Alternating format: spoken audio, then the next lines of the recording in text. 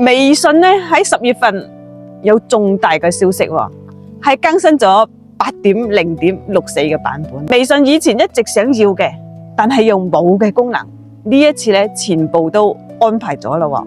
尤其係第3個，唔理係返工嘅，抑或喺屋企湊小朋友嘅，又或者已經退咗休嘅哥哥姐姐，咁呢次更新咗同日常咧息息相關嘅，用起嚟特別順手嘅。如果唔學會啊，咁就真係蝕底啦。不得不講咧，微信團隊確實識得我哋老百姓想要乜嘢，真係從老百姓嘅使用感受出發噶。跟住咧，我又話唔多講，你要拎起手機，跟住我一齊嚟實操一下。咁呢4個超實用嘅功能咧，保證你會用得上嘅。首先咧，我哋嚟到微信呢個畫面，然之後點呢個設置。再點呢個關於微信，咁你要睇翻有冇更新到8.0.64。如果未更新到咧，呢個檢查新版本可以點開呢度立即更新。第一個功能咧就係語音打字功能，咁呢個功能咧能夠提高10倍以上嘅效率喎。微信版本升級到8.0.64嘅版本後咧，呢個聊天記錄框係咪多咗呢個喇叭仔啊？啊，你點一點呢個喇叭仔。我哋今晚去食飯，你有冇約人？我哋一齊去啦。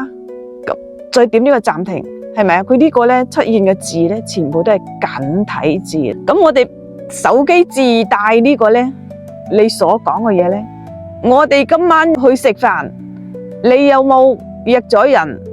我哋一齊去啦。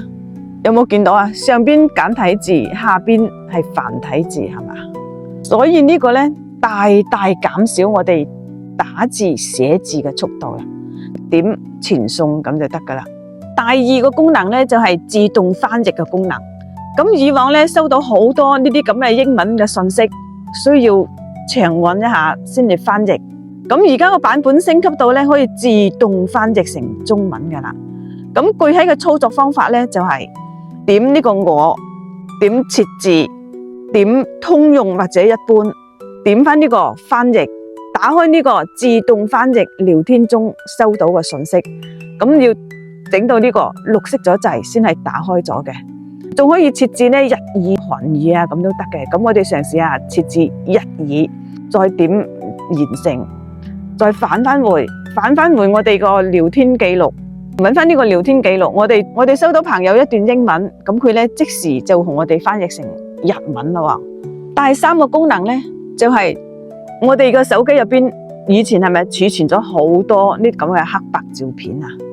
咁我哋點樣可以令呢張黑白照片咁多學生仔喺度歡呼起嚟呢？好開心咁樣奔跑呢？